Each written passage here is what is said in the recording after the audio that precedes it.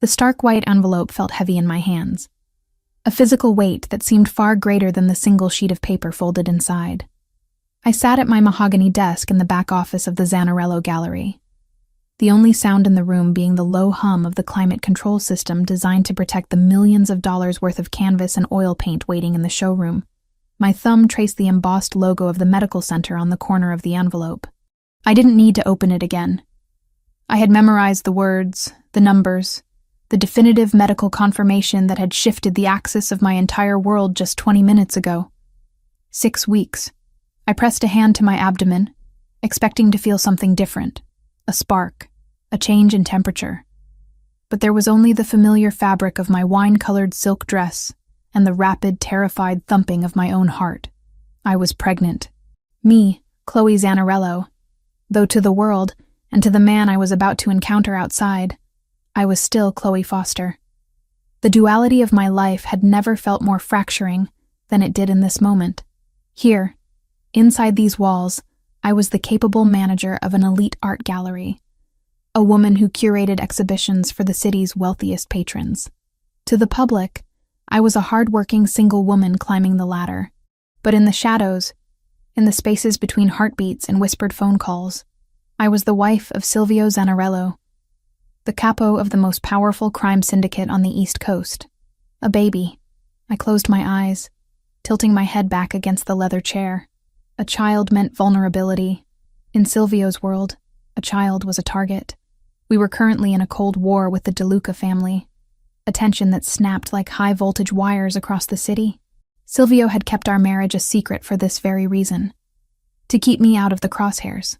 If they knew I carried his heir. My phone buzzed violently against the polished wood of the desk, shattering the silence. I jumped, my nerves already frayed. I glanced at the screen, and the small spark of hope that it might be Silvio died instantly, replaced by a heavy, familiar exhaustion. Dad. I hesitated before unlocking the screen. My relationship with Arthur Foster was a series of transactions masked as family obligations. I opened the message. They're going to break my legs, Chloe. I swear. I need $10,000 by Friday. Please.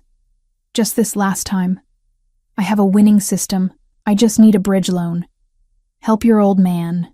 I stared at the text, the desperation bleeding through the pixels. It was never the last time. It was always a bridge loan, a sure thing, a misunderstanding with a bookie. My father wasn't a bad man in his heart, perhaps, but he was a weak one. His addiction to gambling was a black hole that had swallowed my childhood and was now attempting to consume my adulthood. I typed back, my fingers trembling slightly. Dad, I paid the rent last month. I don't have $10,000 lying around. The response was immediate, aggressive in its panic. You run that fancy gallery. You deal with rich people all day. Ask for an advance. Chloe, please. These aren't nice guys. They're serious. I let out a breath that was half sigh, half sob. He had no idea. He talked about not nice guys, as if he knew what danger really looked like. He didn't know that his son-in-law was the man who made the not nice guys check under their beds at night. But I couldn't tell him. Dad had a loose tongue when he drank, and a loose tongue was a death sentence in my circle. If I didn't pay, he would get hurt. Or worse, he would get desperate enough to borrow from someone else. Someone who might be connected to the DeLucas. That was a risk I couldn't take. Not now. Not with the secret I was carrying. I logged into my personal banking app. The balance was high, entirely thanks to the salary Silvio insisted on paying me through the gallery's payroll, an amount far exceeding market rate. I felt a pang of guilt using Silvio's money to clean up my father's messes. But what choice did I have? I initiated the transfer. Sent. This is it, Dad. I mean it. If you gamble this away, you're on your own. I placed the phone face down, feeling dirty. The envelope with the pregnancy results still sat there, accusing me. I picked it up, folded it carefully, and tucked it into the inner pocket of my purse, right next to the small silver canister of pepper spray Silvio made me carry. I stood up, smoothing down the wine-colored silk of my dress. It was a new piece, elegant and fluid, moving like liquid ruby around my frame. I caught my reflection in the darkened window of the office. My hazel eyes looked wide, darker than usual, framed by the copper-red waves of my hair that cascaded over my shoulders. I looked composed. I looked like a woman who had it all together. It was the best lie I had ever told. I grabbed my beige trench coat, buttoning it up to my chin. It was late, past closing time, and the forecast had promised a storm. I needed to get to the pickup point. Silvio was coming for me himself tonight. He usually sent Rocco or a driver, but he had texted earlier saying he needed to see me. The mere thought of him, his intensity, the way he looked at me as if I were the only anchor in his chaotic sea, made my knees weak. I keyed in the security code, locking the gallery. The heavy glass doors sealed with a reassuring thud. I stepped out onto the sidewalk, and the city assaulted me. The wind was biting, carrying sheets of freezing rain that instantly soaked the hem of my trench coat. It was a miserable night, the kind where the streetlights blurred into streaks of neon on the wet asphalt. I huddled against the building, scanning the street for the familiar profile of Silvio's armored black SUV. The street was mostly empty, save for a few taxis splashing by. Well, look at what the cat dragged in. The voice came from the left, stepping out of the shadows of the neighboring awning. My stomach dropped. I knew that voice. It was the voice that had criticized my clothes, my laugh, and my dreams for 3 years before I finally found the courage to leave. Brandon. I turned slowly. He was leaning against the brickwork, looking like a caricature of his former self. His blonde hair was slicked back with too much product, wet from the rain. He wore a suit that was too tight, trying to project wealth he didn't have, and his smile was a jagged thing, sharp and unpleasant. Brandon, I said, my voice flat. What are you doing here? I was in the neighborhood. He lied smoothly, pushing off the wall to stand closer to me. He smelled of stale beer and expensive cologne, a nauseating combination. Saw the lights go off. Figured little Chloe was closing up shop. I'm leaving, Brandon. Go away. He chuckled, stepping directly into my path. I tried to sidestep, but he mirrored my movement, blocking me. The street was deserted. A spike of fear went through me, not just for myself, but for the tiny life inside me. My hand drifted toward my purse, toward the pepper spray. Feisty, he sneered. He looked me up and down, his gaze lingering on my legs where the trench coat had parted slightly. You look tired, Chloe. Ragged. This job must be running you into the ground. I'm fine, I said through gritted teeth. Move. I heard about your dad, he said, dropping the bomb casually. I froze. What? Brandon smirked, enjoying the reaction. Word gets around. Arthur is in deep with some heavy hitters. I heard he was begging for cash all over town today. Let me guess. Dutiful daughter Chloe bailed him out again. That is none of your business. It makes it my business when I see you wasting your life. He snapped, his voice losing its fake charm. He took another step, invading my personal space. You left me because you said you wanted more. You wanted a real life. And look at you, standing in the rain, waiting for a cab, paying off your loser father's debts. He reached out, his fingers digging into the sleeve of my coat. I tried to pull away, but his grip was surprisingly strong. Let go of me, I warned, my voice rising. Or what? He laughed, a cruel barking sound. You're going to call the police? I'm just catching up with an old flame. He leaned in closer, his face inches from mine. Be honest, Chloe. You're miserable. You made a mistake leaving me. I'm about to close a huge deal. I could take care of you. I could actually help you with your dad, instead of you throwing money into a pit. I don't need your help, I spat, struggling against his grip.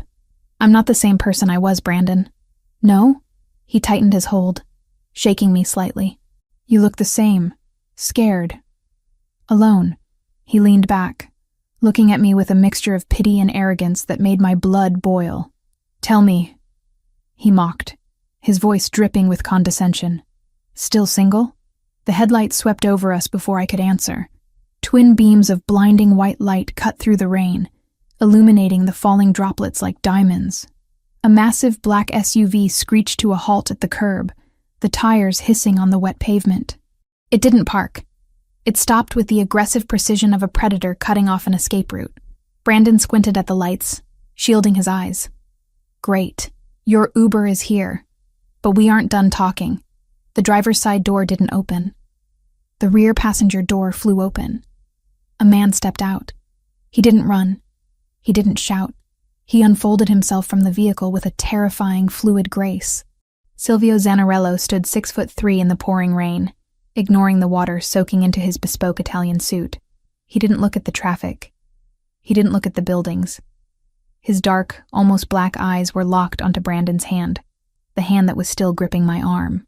Silvio's face was a mask of stone. No anger, no rage. Just a cold, absolute void that was infinitely more terrifying than any scream. He moved across the sidewalk in 2 long strides. "Hey, buddy, back off, this is a private—" Brandon started, puffing his chest out. He never finished the sentence. Silvio didn't punch him. He didn't push him. He simply reached out and clamped his hand over Brandon's wrist, the one holding me. Brandon let out a strangled yelp as Silvio applied pressure. It wasn't a struggle. It was mechanics. Silvio squeezed and I heard the sickening pop of cartilage. Brandon's knees buckled, and he released me instantly, doubling over, clutching his wrist to his chest. "Ah! You broke it! You crazy psycho, you broke my wrist!" Brandon screamed, stumbling back against the brick wall, his face draining of color. Silvio didn't blink. He stepped between me and Brandon, turning his back on the threat as if Brandon were no more dangerous than a fly. He looked at me, his dark eyes scanning my face, searching for damage. "Did he touch you anywhere else?" Silvio asked. His voice was low, a rumble of thunder that vibrated in my chest. It was deadly calm. "No," I whispered, my breath hitching. "Just my arm." "I'm okay, Silvio." Silvio nodded once, then slowly turned back to Brandon. Brandon was sliding down the wall, cradling his arm, tears mixing with the rain on his face. He looked up at Silvio, and for the first time, I saw true primal fear in my ex-husband's eyes. He realized, too late, that he wasn't dealing with a jealous boyfriend. He was dealing with a monster. "Do you know who I am?" Silvio asked softly. Brandon shook his head frantically. No, look, man, I was just talking to her. We used to date. It was a misunderstanding." Silvio took a step closer. Brandon flinched violently. "She is not single," Silvio said, each word precise, like a bullet casing hitting the floor. "She is not alone, and she is certainly not available for the likes of you." Silvio leaned down, bringing his face level with Brandon's. The rain plastered Silvio's black hair to his forehead, making his sharp features look even more severe. He looked like a fallen angel, beautiful and devastating. "The air you breathe right now," Silvio whispered, loud enough for only us to hear, "is a courtesy I am extending to you. Do not test my generosity again." "I won't," Brandon sobbed. "I swear, I'm going." Silvio straightened up, his disgust palpable. He didn't touch Brandon again. He didn't need to. He had reduced the man who had tormented me for years into a weeping puddle on the sidewalk in under 30 seconds. Silvio turned to me, and the ice in his eyes melted instantly, replaced by a searing warmth. He reached out, his large warm hand cupping my cheek, his thumb brushing away a raindrop, or maybe a tear. "Get in the car, tesoro," he murmured. The Italian endearment, my treasure, rough and tender in his mouth. "You're freezing." He guided me toward the open door of the SUV, his hand firm on the small of my back. I slid onto the leather seat, the warmth of the interior wrapping around me like a blanket. Silvio followed me in, pulling the door shut and sealing out the rain, the city, and Brandon. The silence inside the armored vehicle was absolute. The driver, a thick-necked man named Enzo, kept his eyes forward, the partition glass raised. It was just us. My heart was still hammering against my ribs, the adrenaline crashing into the reality of what had just happened. I looked at Silvio. He was brushing the water from his jacket, his jaw set tight. I could see the tension radiating off him in waves. He was furious, not at me, but at the situation, at the fact that I had been exposed. "I'm sorry," I said quietly. "He was just waiting there. I didn't know. Don't apologize." Silvio cut me off, though his tone was gentle. He reached across the seat and took my hand, his grip possessing. He looked at my wrist where Brandon had grabbed me. There was already a faint redness there. Silvio's eyes darkened, a flash of violence returning to his gaze before he suppressed it. He lifted my wrist to his lips, pressing a soft kiss to the skin. I should have been here sooner. I should have had men posted at the door. You can't guard me every second of the day, Silvio, I said, though tonight proved maybe he should. I can, he countered, his eyes meeting mine. And I will. He pulled me closer, and I went willingly, sliding across the seat until I was tucked against his side. He wrapped his arm around me, creating a cocoon of safety. I rested my head on his shoulder, inhaling the scent of him, rain, expensive wool, and the faint metallic tang of danger. I thought about the envelope in my purse, the secret that lay between us. Tonight had been a close call. If Brandon had been someone else, if he had been a DeLuca associate sent to kidnap me, I shivered, and Silvio's arm tightened. We have a problem, he said, his voice changing, shifting from husband to boss. I pulled back slightly to look at him. What kind of problem? The route to the estate is compromised, he said. Enzo picked up chatter. There are spotters on the highway. We can't go home tonight. My blood ran cold. The DeLucas? Likely, Silvio said. We're diverting to the penthouse. It's secure. We have supplies there. He looked at me, his expression unreadable. You're trembling. Was it him?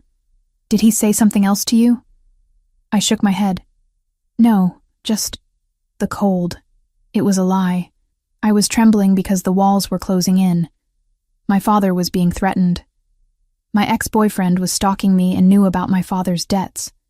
The DeLucas were hunting us on the highway, and amidst all this death and chaos, I was growing a life.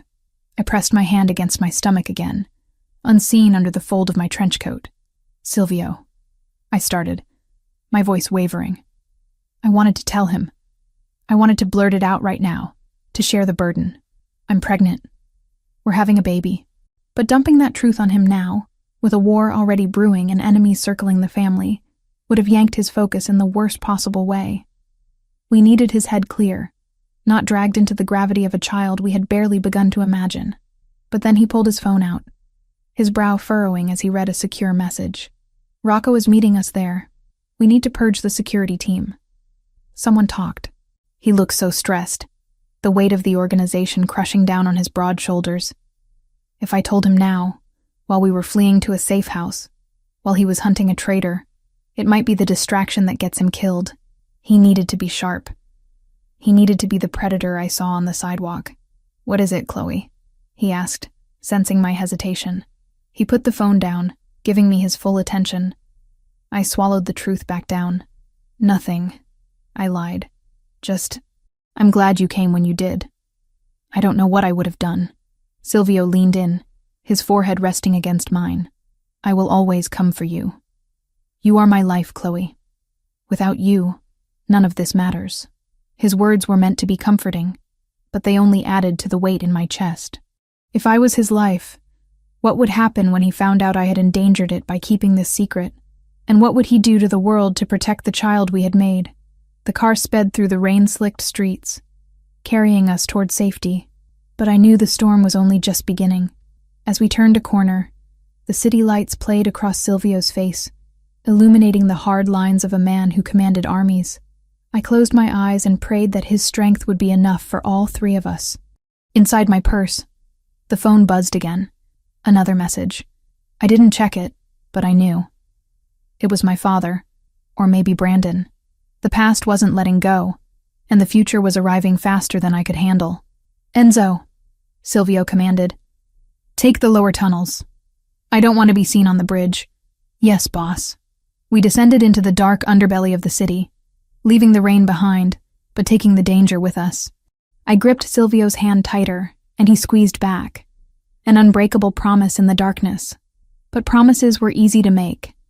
Keeping them in a world built on blood and betrayal was a different story entirely. As the tunnel lights flickered overhead, a wave of nausea hit me. Morning sickness arriving early, triggered by the stress. I swallowed hard, willing it away. I couldn't be sick. Not now. Not when I had to be strong.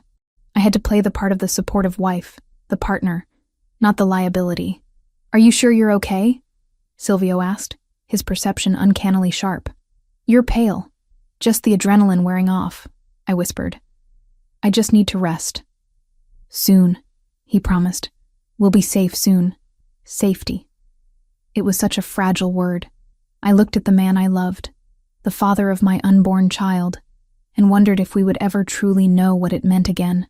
The interior of the armored SUV was a sealed capsule, separating us from the chaos of the storm and the violence that had just erupted on the sidewalk. The silence was heavy, not with awkwardness, but with the dense, suffocating weight of unsaid things. I watched the city blur past the tinted, bulletproof glass, the neon lights stretching into long ribbons of color against the wet pavement. My wrist, where Brandon had grabbed me, throbbed with a dull ache, a physical reminder of the past I couldn't seem to shake. Silvio sat beside me, his large frame filling the space. He hadn't spoken since we entered the tunnel. He was staring straight ahead, his jaw locked tight enough to grind stone. His hand, however, was resting on my knee, his thumb tracing slow, rhythmic circles against the fabric of my coat. It was a grounding touch, a tether keeping me from floating away into panic, but I could feel the tension vibrating through him. It was a low-frequency hum of lethal energy that hadn't yet dissipated. "Let me see it again," he said, his voice breaking the silence. It was low, rough like gravel. I hesitated, then turned my arm over. He pushed the sleeve of my trench coat up with careful precision. The red marks from Brandon's fingers were beginning to darken, standing out starkly against my pale skin. Silvio stared at the bruising, his eyes narrowing. I saw a flash of that same cold void I had witnessed on the street, the look of a man who calculated retribution in terms of bone and blood. "It looks worse than it feels," I lied softly, trying to de-escalate the violence brewing inside him. "He didn't hurt me, Silvio. He just startled me." "He touched you," Silvio corrected, his tone leaving no room for argument. He lifted my wrist, pressing his lips to the pulse point, his breath warm against my skin. He put his hands on my wife. "In my world, men have been buried for looking at you the wrong way. He is lucky I only took his wrist." "You did more than take his wrist," I pointed out, recalling the sickening sound of the snap. "You terrified him." "Good." Silvio lowered my hand but didn't let go, interlacing his fingers with mine. His grip was firm, possessive. Fear is a language men like him understand. Respect is foreign to them, but pain is universal. I leaned my head back against the headrest, closing my eyes. I should have been repulsed by the casual violence, by the way he spoke of hurting another human being. But I wasn't. God help me, I wasn't. After years of feeling small, of feeling hunted by Brandon's psychological games and my father's financial emotional blackmail, sitting next to a monster who roared on my behalf felt like safety. It was a twisted, dark kind of safety, but it was the only kind that had ever felt real. The car swerved slightly as we merged onto the expressway, and my stomach lurched in protest. The nausea I had suppressed earlier surged back with a vengeance. I swallowed hard, fighting the urge to gag. It wasn't just the motion. It was the secret burning a hole in my purse, the white envelope, the 6-week-old reality growing inside me. I looked at Silvio's profile. He was already back in boss mode, his eyes scanning the mirrors, his mind likely running through security protocols and potential retaliation scenarios. If I told him now, if I said, "Silvio, I'm pregnant," the focus would shift instantly. He would stop thinking about the DeLucas and start thinking about cribs, doctors, and islands in the Mediterranean where he could hide me. But we weren't safe yet. I could feel it in the way Enzo, our driver, was gripping the steering wheel. I could feel it in the way the car accelerated, pushing the engine to a low growl. To distract him now would be dangerous. A distracted king loses his crown, and often his head. "Enzo," Silvio said, his voice changing pitch, sharpening. "Why are we in the left lane? The exit for the estate is on the right." Enzo didn't look back. His eyes were darting between the rearview mirror and the dashboard navigation. "I'm seeing a blockage ahead, boss. 2 sedans, stationary, lights off, half a mile from the exit ramp." Silvio's body went rigid, He didn't panic. He simply became more alert, like a wolf catching a scent on the wind. He pulled his phone from his jacket pocket, tapping the screen with rapid, efficient movements. "Spotters," Silvio murmured. "They're waiting for the choke point." "The DeLucas?" I asked, the nausea forgotten for a split second as cold fear washed over me. "Or hired guns looking for a payday," Silvio replied, not looking up. "It doesn't matter who they are. What matters is they know where we live." He pressed the phone to his ear. "Rocco. The primary route is burned. We have bogies at the exit. Divert all units. We aren't going home." He listened for a moment, his expression darkening. "I don't care how it happened. Just fix it. Initiate Protocol Black. We're going to the Spire." The Spire. I knew the name. It was the penthouse apartment Silvio owned in the center of the city, a fortress in the sky that he kept for contingencies. We had never stayed there. It was a place of last resort, a glass cage for when the ground became too dangerous. The car suddenly banked hard to the left, crossing 3 lanes of traffic with aggressive speed. Horns blared around us, fading quickly as the thick glass insulated us. The sudden motion sent my stomach spinning again. Bile rose in my throat. I clamped a hand over my mouth, making a small, strangled noise. Silvio turned to me instantly, the phone forgotten. "Chloe? I'm fine," I gasped, forcing the bile down. "Just car sick. The swerving. Enzo, smooth it out," Silvio ordered, his voice whipping like a lash. "Trying, boss, but we need to lose the tail just in case." Silvio unbuckled his seatbelt, a move that was statistically more dangerous than the assassin's, but he didn't care, and slid closer to me. He placed a hand on the back of my neck, his fingers cool and soothing. "Breathe, Tesoro," he instructed, his voice low and steady. "Focus on me. Look at me." I opened my eyes and locked onto his. Dark, infinite, and terrifyingly calm. He was the eye of the storm. "We are secure," he promised. "This vehicle can withstand a rocket-propelled grenade. Enzo is the best driver in the state, and I am right here. No one touches you. Do you understand?" I nodded, gripping his lapel with my free hand. "I know. I'm okay. Just water?" Silvio reached into the refrigerated compartment between the seats and pulled out a bottle of sparkling water. He cracked the seal and handed it to me. The cold carbonation helped settle the roiling in my gut. I took small sips, grateful for the distraction. "Protocol Black," I whispered, wiping my mouth. "That sounds serious." "It means we go underground for a few days," Silvio said, watching me closely. "It means nobody in or out until we flush the rats." "Rats?" "Someone gave up the route, Chloe."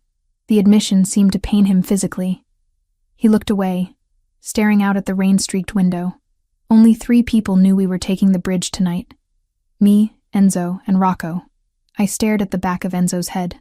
The driver remained stoic, focused entirely on the road. "You don't think—" I started, keeping my voice a whisper. "Enzo is driving the car," Silvio murmured. "If he wanted us dead, he could have driven us into a wall 10 miles ago. And Rocco, I would trust Rocco with my life." "Then who?" "That," Silvio said, his eyes hardening into flint, "is what I intend to find out. But until I do, I cannot trust the walls of our own home." The rest of the drive was a blur of high-speed turns and back alleys. We entered the city center not through the main avenues, but through the service districts, navigating the labyrinth of steel and concrete, like a ghost ship. Finally, the SUV descended a steep ramp into an unmarked parking garage beneath one of the tallest skyscrapers in the financial district. The garage was empty, save for 2 other armored vehicles parked in strategic positions. Heavy steel shutters slammed down behind us, sealing us in. "We're here," Enzo announced, his voice tight. Silvio opened the door before the vehicle had come to a complete stop. He stepped out, scanning the concrete bunker, his hand hovering near the holster beneath his jacket. He offered a hand to me. "Come." I stepped out, my legs feeling shaky. The air down here was stale and smelled of oil and cold concrete. It felt like a bunker. It was a bunker.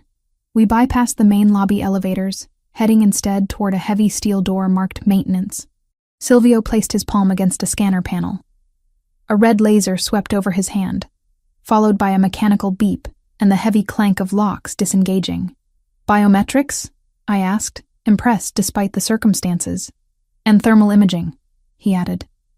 If my body temperature was off by 2 degrees, indicating stress or coercion, the door wouldn't open. It would lock down and vent halon gas into the vestibule. I stared at him. You have a kill room in the basement of a residential building? I have a survival room, he corrected, ushering me inside the private elevator. Perspective, Chloe. The ride up was fast, the pressure change popping my ears. When the doors slid open, we weren't in a hallway. We stepped directly into the penthouse. It was breathtaking and completely soulless. Floor-to-ceiling windows offered a panoramic view of the storm-lashed city, but the glass was thick, distorted slightly by the laminates that made it bulletproof. The furniture was modern, sharp angles of black leather and chrome. There were no photos, no personal touches, no warmth. It looked like a showroom for a villain in a spy movie, pristine and cold. Do not go near the windows until I activate the blackout shades, Silvio ordered, moving immediately to a control panel on the wall. I stood in the center of the vast living room, clutching my purse against my stomach. The nausea was back, triggered by the sudden stop of the elevator and the sheer height of the room.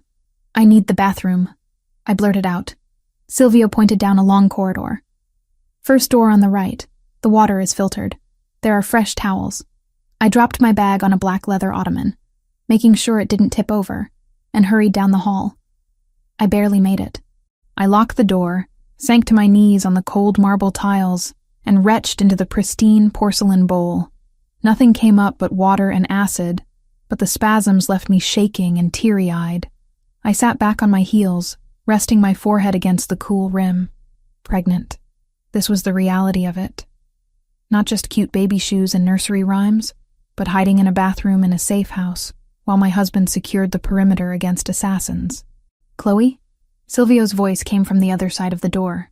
He was knocking softly. Are you all right? You've been in there a while. I flushed the toilet and scrambled to the sink, splashing cold water on my face. I grabbed a small bottle of mouthwash from the vanity.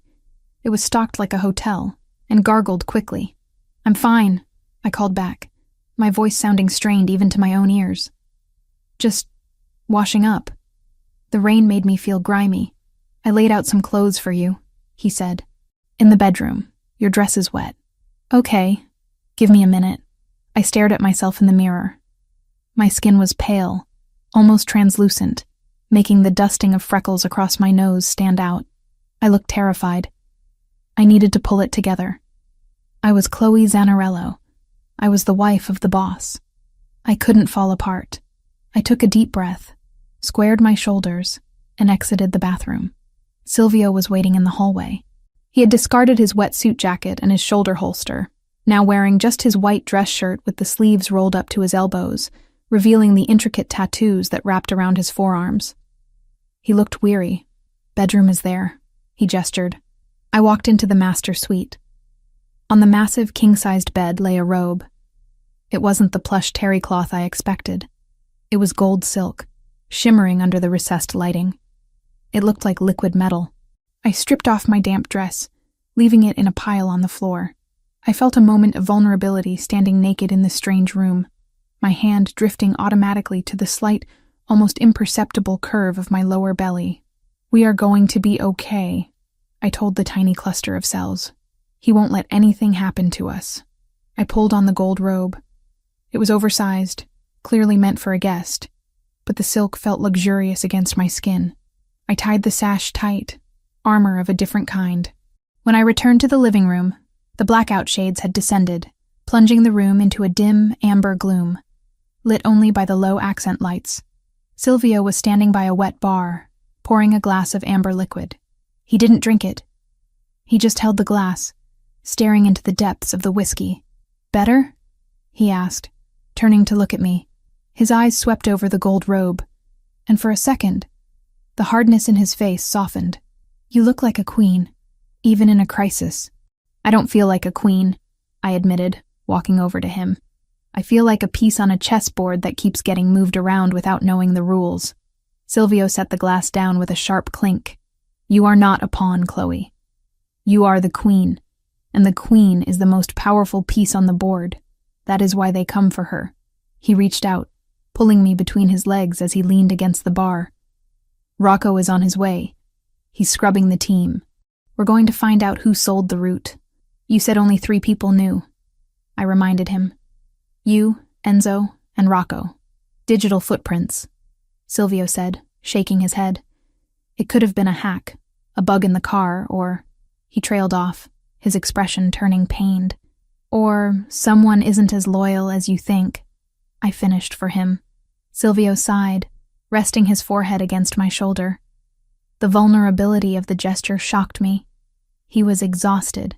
I hate bringing you into this, he murmured into the silk of my robe. I wanted to keep the gallery separate. I wanted you to have a normal life, Chloe. Art, charity dinners, annoying fathers. Not safe houses and escape tunnels.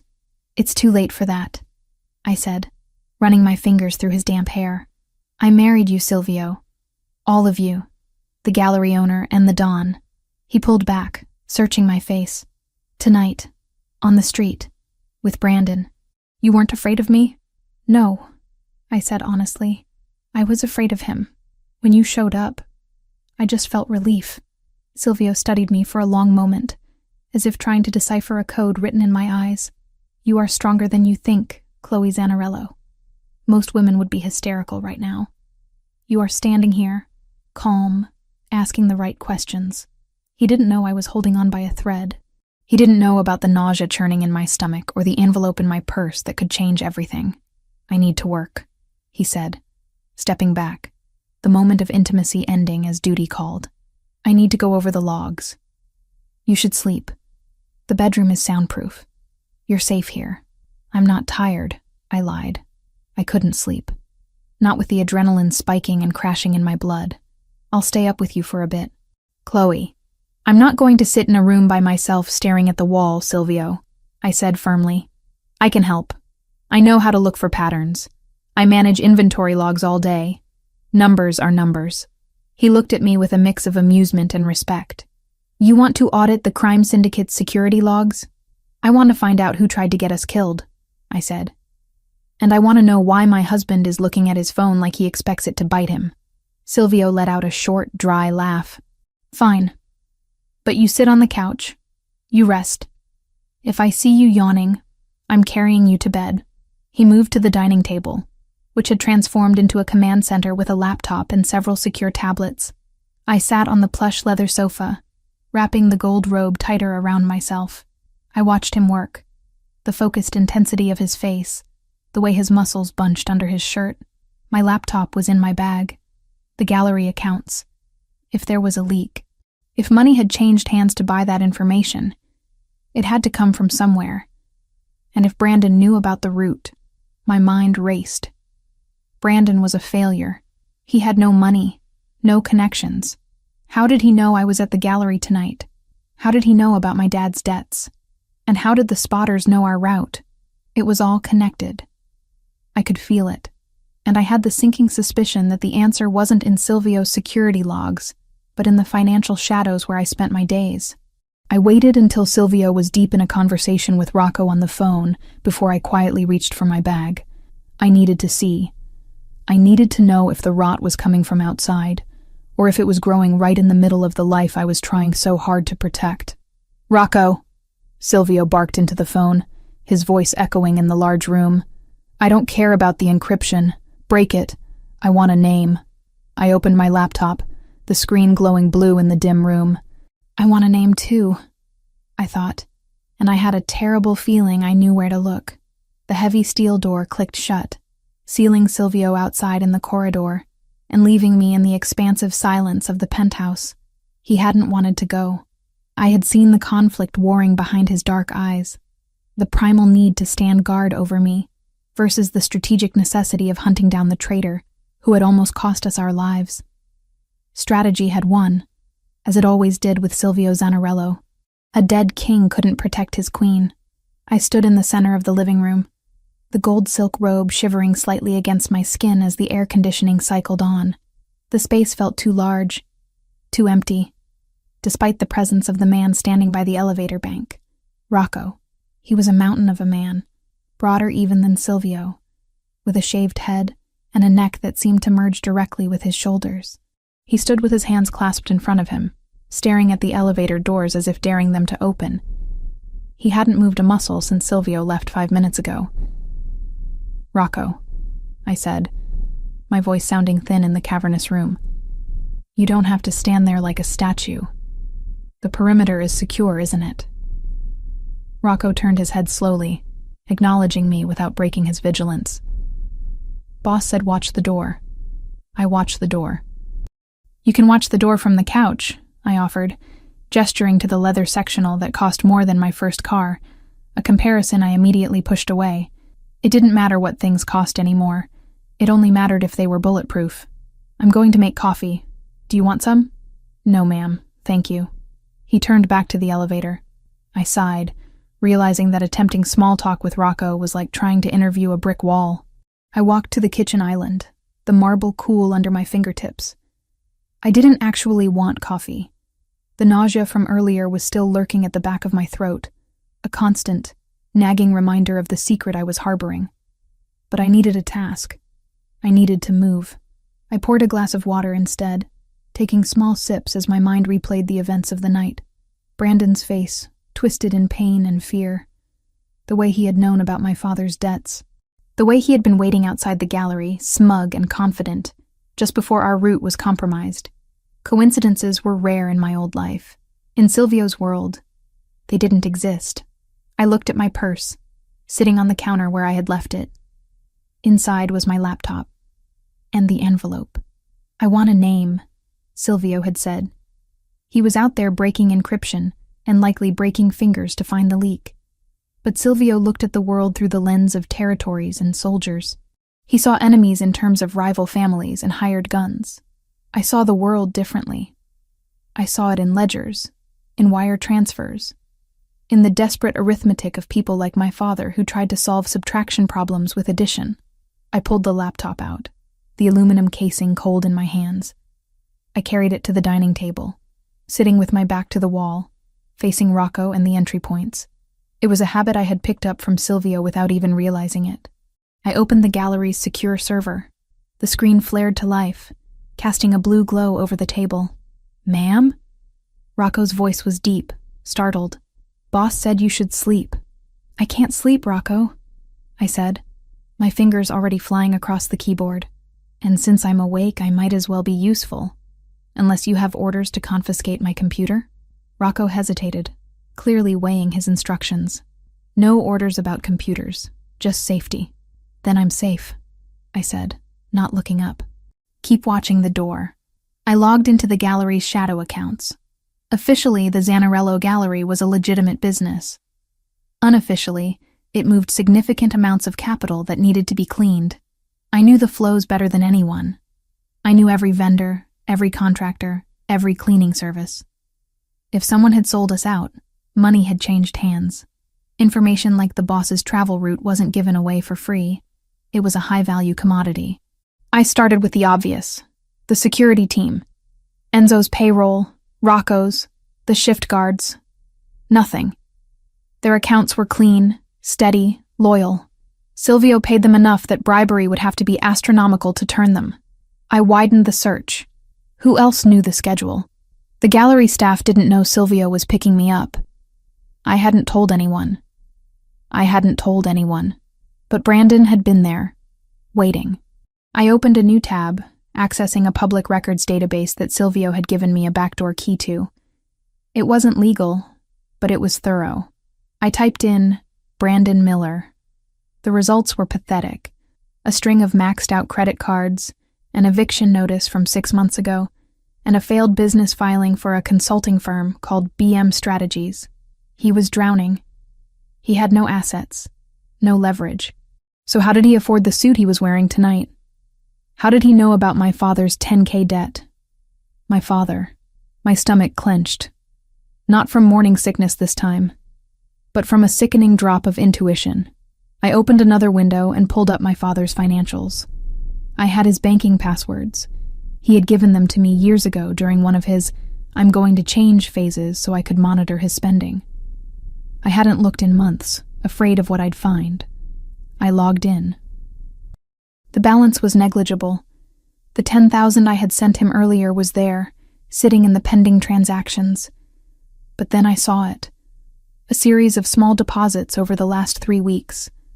500 here, 200 there, just enough to keep him afloat, keep him gambling. The source of the deposits was a generic LLC, Veritas Holdings. I traced Veritas Holdings.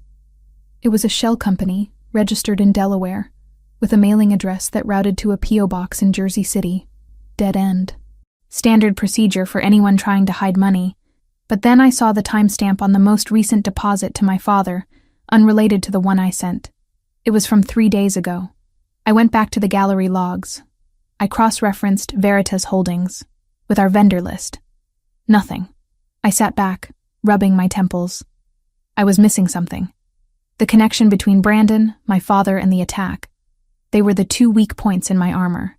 The only 2 people outside the organization who knew me well enough to predict my movements. Think, Chloe. You're the wife of a kingpin. Think like a predator. Brandon had mocked me. Still single? He was trying to provoke a reaction. He wanted to know if Silvio was in the picture. Why? To confirm the target. I went back to Brandon's consulting firm, BM Strategies. I ran a deep search on its recent activity. It was dormant, dead in the water. But wait, there was a registered affiliate added 2 weeks ago, a partner entity. Veritas Holdings. My breath hitched. Brandon was listed as a signatory for the shell company that was feeding my father gambling money. The pieces slammed together with terrifying clarity. Brandon wasn't just a bitter ex. He had been recruited. Someone, the DeLucas, almost certainly, had found him. They had used his hatred of me and his desperation for money. They gave him cash to set up a shell company. Then, Brandon used that company to feed my father's addiction, buying his loyalty, or, more likely, his loose tongue. My father didn't need to be a mastermind. He just needed to be drunk and talkative. Brandon gets him drunk, asks about little Chloe, asks about her rich husband. When does he pick her up? What car does he drive? And tonight, Brandon was the spotter. He wasn't there to win me back. He was there to confirm I was leaving the gallery so the hit squad on the highway knew the timeline. The "still single" comment wasn't a taunt. It was a verification of identity and accompaniment. I looked at the clock on my laptop. The timestamp of the ambush on the highway matched perfectly with a ping from Brandon's cell phone tower data, which I could see now that I linked him to the shell company. I had the proof. I had the name. "Rocco," I said, standing up, my heart hammering against my ribs. "I need to call Silvio, now." Rocco turned, his brow furrowing. "Boss is in a secure meeting. Radio silence unless it's an emergency." "This is an emergency," I said, grabbing the laptop. "I know how they found us. It wasn't a leak in your team. It was..." The lights went out. It wasn't a flicker. It was an instantaneous, absolute plunge into darkness. The hum of the refrigerator died. The air conditioning unit groaned and silenced. The blue light of my laptop screen was the only illumination in the sudden, suffocating void. "Get down!" Rocco roared, his voice booming in the dark. I heard the distinct sound of a slide racking back on a heavy weapon. Rocco was moving, his heavy boots thudding against the floorboards. "What's happening?" I whispered, dropping into a crouch behind the kitchen island. "Power cut!" Rocco barked. "Systems are down. This isn't a storm outage." The backup generator should have kicked in instantly. The generator didn't kick in. The silence stretched, thick and heavy. They hacked the building, I realized, the horror washing over me. Silvio said this place was a fortress. A fortress with electronic locks. Rocco growled from somewhere near the door. "Ma'am, stay exactly where you are. Do not move." I stared at my laptop. The signal bars in the corner vanished. Wi-Fi was gone. I pulled my phone from my pocket. No service. They were jamming the signals. We were blind, deaf, and trapped in a glass box 50 stories in the sky. "Rocco, they're coming," I said, my voice trembling but my mind surprisingly clear. If they cut the power, they bypassed the biometric scanners on the elevator. I know, he said. I'm watching the elevator manual release. I looked down at myself. The gold silk robe. I was barefoot. I was pregnant. And I was about to be in the middle of a war zone. The baby. A fierce, white-hot instinct flared in my chest. I couldn't just crouch here and wait for Rocco to save me. Rocco was one man. If a team was coming up that elevator, he would be overwhelmed. I needed to get to the panic room. Rocco, the panic room, I hissed. Is it electronic? Hydraulic manual override inside the master closet, Rocco shouted back, never taking his eyes off the entrance. Go, now! I didn't hesitate. I grabbed my laptop, evidence, I couldn't leave it, and scrambled to my feet. I ran toward the hallway, the silk of my robe flowing behind me like a ghost. The darkness was absolute in the corridor, but I knew the layout from the brief tour Silvio had given me. I burst into the master bedroom. I fumbled for my purse on the ottoman where I'd left it earlier. My fingers closed around the strap. The envelope. The medical envelope was inside. I couldn't risk losing it. Couldn't risk it falling out during a struggle. With shaking hands, I ripped the envelope out of the bag. I folded it in half, then in half again, and shoved it inside the bodice of my robe, pressing it flat against my skin, right over my heart, held in place by my bra. It scratched against me, a rough reminder of what I was fighting for. You are not a pawn, Silvio had said. You are the queen. I ran to the walk-in closet. It was massive, lined with shelves of suits Silvio rarely wore. In the back, behind a rack of winter coats, was a false panel. I found the latch by touch, my fingers scrabbling against the wood. It clicked, and the panel swung open. Behind it was a heavy steel door with a manual wheel, like a submarine hatch. I grabbed the cold metal wheel. It was heavy, resistant. I put my shoulder into it, gritting my teeth, straining against the mechanism. It groaned, metal grinding on metal, and began to turn. Crash. The sound of the penthouse front door exploding inward echoed through the apartment. It wasn't the elevator. They had blown the service stairwell access. Contact! Rocco yelled. Then, the deafening rat-a-tat-tat of automatic gunfire erupted in the living room. I screamed, a short, sharp sound that I swallowed instantly. I couldn't freeze. I pulled the panic room door open. It was dark inside. Wait! I stopped. I looked at the dark safety of the steel box. Then I looked back at the bedroom. The safe. Silvio had a wall safe behind the painting opposite the bed. He had shown me the combination. If you ever need it, Chloe, it's there. If I went into the panic room unarmed, I was just waiting to be dug out. If they had tech to hack the building, they might have tech to drill the door eventually. I needed a way to fight back. The gunfire in the living room was intense. Rocco was laying down hate, buying me seconds. I couldn't waste them. I turned away from the panic room and ran back into the bedroom. I scrambled over the bed, knocking a lamp to the floor. I tore the abstract painting off the wall, the canvas ripping. The keypad was faint in the gloom. I punched in the numbers by feel. 1984. The lock beeped. A battery backup, thank God. And the small door popped open.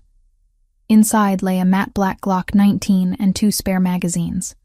I grabbed the gun. It was heavier than I remembered from the range session Silvio had forced me to attend. Grip it high. His voice echoed in my memory. Don't anticipate the recoil. Just squeeze. I checked the chamber. Loaded. I grabbed the magazines and shoved them into the deep pockets of the robe. The gunfire in the living room paused. Clear, a voice shouted. Not Rocco's voice. My heart stopped. Check the rooms. Find her. The boss wants her alive, the stranger commanded. Rocco. Was he dead? Had they killed the mountain? I didn't have time to grieve. I slid off the bed and sprinted back to the closet. Footsteps were thudding down the hallway. Heavy, tactical boots. They were coming. I threw myself into the closet, scrambling past the coats. I squeezed through the opening of the panic room. I grabbed the internal wheel to seal the door. A beam of a tactical flashlight cut through the darkness of the bedroom, sweeping across the open closet door. In here! a voice shouted. I spun the wheel. The heavy steel door began to close, the gears mesmerizingly slow. I saw a figure appear in the doorway of the closet, a silhouette against the flashlight beam. He raised a rifle. I didn't think. I raised the Glock, holding it with both hands as Silvio taught me, and fired blindly into the gap. Bang. The recoil jarred my shoulder. The noise was thunderous in the confined space. I didn't see if I hit him, but the figure flinched back, seeking cover. That second was all I needed.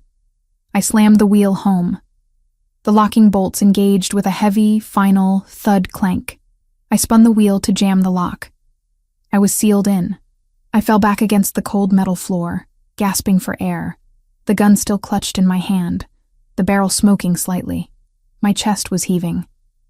I could hear them outside now, muffled shouting, the sound of rifle butts striking the steel door. Open it! Set the charges! I scrambled away from the door, deeper into the panic room. It was a small space, maybe 6 by 6 feet. Emergency lights flickered on, bathing the room in a harsh red glow. There was a bench, a supply crate, and a bank of monitors on the wall. I dragged myself up to the monitors. They were wired to hardline cameras, independent of the building's hacked system. The screens flickered to life. I saw the bedroom I had just fled. 3 men in full tactical gear, faces covered by balaclavas, were examining the panic room door. One of them was setting a strip of C4 explosive on the hinges. They weren't DeLucas. The DeLucas were messy, loud. These men moved with military precision. They were mercenaries, high-end, expensive, and on the floor of the living room, I scanned the other monitor. The living room was a wreck, furniture overturned, drywall shredded. But there was no body. Rocco wasn't there. There was a trail of blood leading behind the kitchen island, but no corpse. He might be alive. He might have retreated. I looked down at myself. The gold robe was stained with dust from the closet floor. My hand was shaking so hard the gun rattled against the bench. I placed it down carefully. I reached into my robe, my hand trembling as I touched the skin over my heart. I pulled out the envelope. It was crumpled, bent at the corners, but intact. I pressed it to my lips. A silent prayer. "We are still here," I whispered to the empty room. "We are still here." On the screen, the man signaled his team. They were ready to blow the door. I grabbed the gun again and moved to the corner of the room, behind the heavy steel reinforcements. I pointed the muzzle at the door. If they blew it, if they came in, I had 15 rounds in the magazine. I wouldn't go quietly. I was Mrs. Silvio Zanarello. I was the mother of his heir. And I would burn the world down before I let them touch me. Suddenly, on the living room monitor, the elevator doors, the ones that had been hacked shut, forced open with a screech of tortured metal. A hand, large and bloody, gripped the frame. Silvio. He wasn't waiting for the software to be fixed. He had pried the doors open with brute force. He pulled himself into the room, his suit jacket gone, his white shirt stained with grime and... was that blood? He scanned the room, his face a mask of absolute, terrifying fury. He saw the mercenaries in the hallway. He didn't take cover. He drew 2 handguns from his waistband and began to walk forward, firing with a rhythmic, mechanical cadence. Bam, bam, bam. I watched on the screen, mesmerized. He was death incarnate. He was my husband. Silvio. I breathed, my hand touching the cold screen. The mercenary at my door turned, hearing the commotion behind him. He didn't have time to react. I watched as the battle for my life began, separated by 3 inches of steel and a black and white monitor. But in my mind, I was running the numbers again. Brandon, the shell company, the timing. If we survived this, if Silvio survived this, the person responsible wasn't going to get a trial. I gripped the gun tighter. Come and get me, I thought. My husband is home. The monitor flickered with static before stabilizing, revealing the grainy, black and white nightmare unfolding in my own living room. I watched. My breath caught in a throat raw from silent screaming, as Silvio moved through the debris of the penthouse like a storm made flesh. The screen showed him advancing on the mercenaries, his movements precise, brutal, and terrifyingly efficient. There was no hesitation in him, no fear, only a singular, destructive purpose that turned my blood to ice, even as it ignited a fierce pride in my chest. He was a monster, but he was my monster. The gunfire outside the heavy steel door of the panic room had ceased, replaced by the heavy, ominous silence of the aftermath. I gripped the Glock 19 with sweaty palms, my knuckles white, pointing the muzzle at the wheel of the door. I knew it was Silvio out there. I had seen him on the screen. But instinct, primitive and screaming, told me not to lower my guard until I saw his face with my own eyes. "Chloe!" His voice roared through the layers of steel, muffled but unmistakable. It wasn't the smooth, commanding baritone I heard over dinner. It was a raw, jagged sound, torn from the throat of a man who thought he had lost everything. "I'm here," I screamed back, my voice cracking. "I'm in the vault!" I heard the heavy screech of the outer locking mechanism. The wheel in the center of the door began to turn from the outside. I scrambled backward, lowering the gun but keeping it within reach, my heart hammering against my ribs like a trapped bird. The envelope tucked inside my robe scratched against my skin, a constant, physical reminder of the stakes. The door swung open with a groan of heavy hinges. Silvio filled the doorway. The hallway light behind him cast him in silhouette. But as he stepped into the red emergency lighting of the panic room, the details leaped out at me. His white dress shirt was ruined, splattered with grime and dark wet spots that I prayed weren't his blood. His hair was wild, falling over his forehead, and his chest was heaving, but it was his eyes that undid me. They were wide, frantic, scanning the small space until they landed on me huddled in the corner. Chloe. He crossed the distance between us in a single stride, dropping to his knees. He didn't care about the gun on the floor. He didn't care about the tactical situation. He grabbed me, his hands patting down my arms, my shoulders, my face, searching for injuries with desperate intensity. "Did they touch you? Are you hurt? Tell me." "I'm okay," I gasped, the air rushing back into my lungs in a sob. "I'm okay, Silvio." I locked the door. I fired a shot. They didn't get in. He pulled me into his chest, burying his face in my neck. I could feel him shaking, a fine, high-frequency tremor that vibrated through his rigid muscles. He smelled of cordite, sweat, and copper. It was the scent of violence. But I clung to him, wrapping my arms around his broad back, burying my hands in his ruined shirt. I thought. He trailed off, his voice thick. He pulled back, gripping my face between his large, rough hands. When I saw the door, when I heard the breach charges, "I'm here," I repeated, trying to anchor him. "We're safe." "Rocco is down," he said, the words harsh. He took 2 rounds to the vest and 1 to the leg. He held the line as long as he could. "Is he? He's alive. Medics are incoming. But we have to move. This location is burned." He stood up, pulling me with him. The sudden motion was a mistake. The adrenaline that had sustained me for the last 20 minutes suddenly evaporated, leaving a cavernous void in its wake. My vision tunneled, the edges turning gray and fuzzy. The room tilted dangerously to the left. A wave of nausea, sharper and more violent than before, crashed over me. "Chloe?" Silvio's voice sounded like it was coming from underwater. My knees gave way. I felt myself falling, the floor rushing up to meet me, but I never hit it. Silvio caught me, his arm sweeping under my knees, scooping me up against his chest as if I weighed nothing. "Enzo, get the medic up here, now!" Silvio roared, his voice deafening. The world was spinning. I tried to speak, to tell him it was just the stress, but my tongue felt heavy.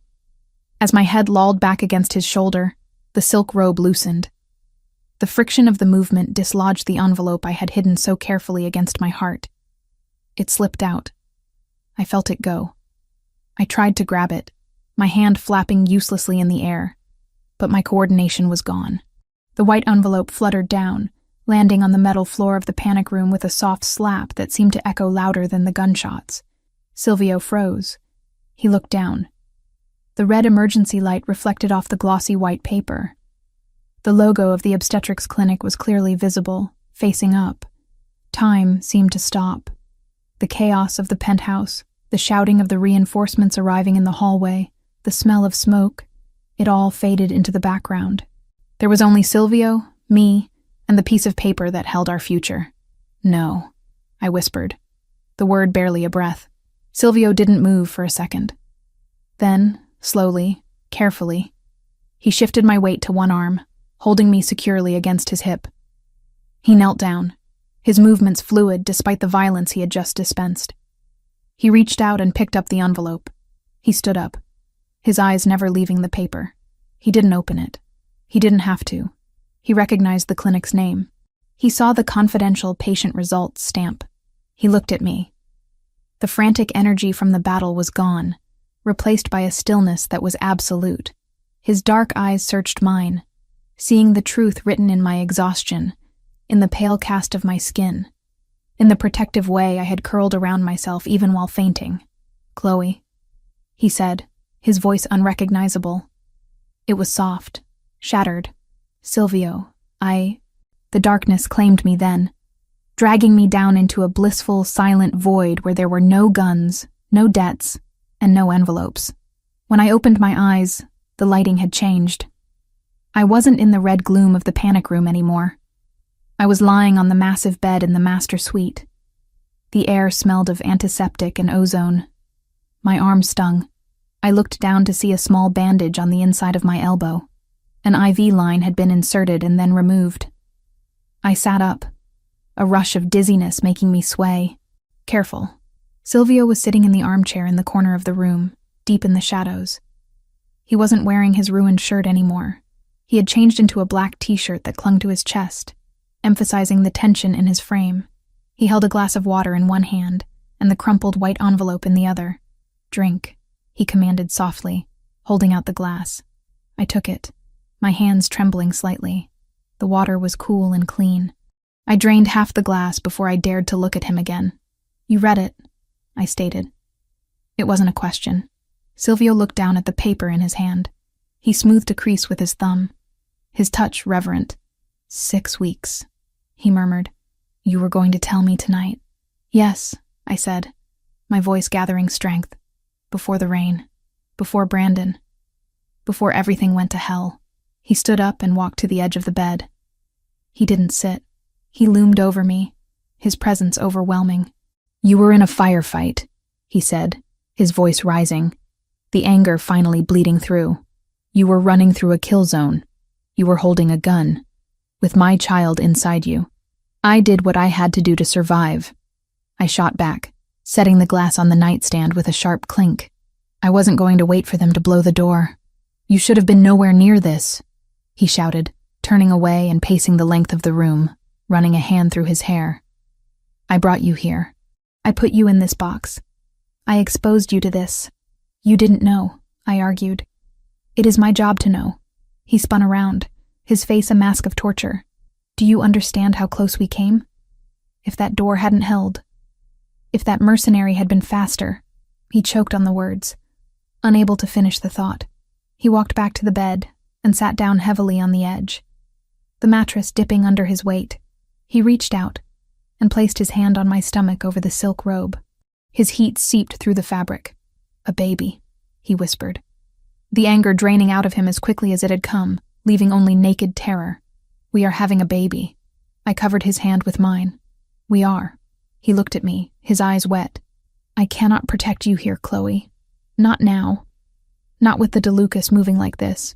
Silvio, no." He cut me off, his voice hardening with resolve. "I have a plane waiting at Teterboro. You are leaving tonight. I have a villa in Sicily near Palermo. It's a fortress. My mother's family is there. You will be safe. You will stay there until the baby is born." My heart plummeted. I knew he would say this. It was the logical move. The safe move. But it was the wrong move. Putting an ocean between us wouldn't make me any less of a target. It would only leave me frightened and alone on a plane, in a villa every enemy already knew he owned, too far away for him to reach me if something went wrong. "No," I said. Silvio blinked, as if he hadn't heard me correctly. "Excuse me?" I said no, I repeated, pushing myself up until I was sitting straighter against the headboard. I am not going to Sicily. I am not going to hide on an island while you fight a war here. This is not a negotiation, Chloe. He stood up again, his dominance flaring. This is a war. You are a civilian. You are pregnant. You are a target. You go where I say you go because I am your husband and I need to know you are breathing. And if I leave, you lose, I said calmly. He stared at me. What are you talking about? Pass me my bag, I said, pointing to the ottoman where my purse had been recovered. Chloe, stop playing games. Give me the bag, Silvio, I snapped, matching his intensity. He paused, surprised by the steel in my voice. He grabbed the bag and tossed it onto the bed. I dug through it and pulled out my laptop. I prayed the battery had survived. It booted up, the screen casting a pale light on the duvet. You were looking for a leak, I said, typing in my password. You were tearing apart your team.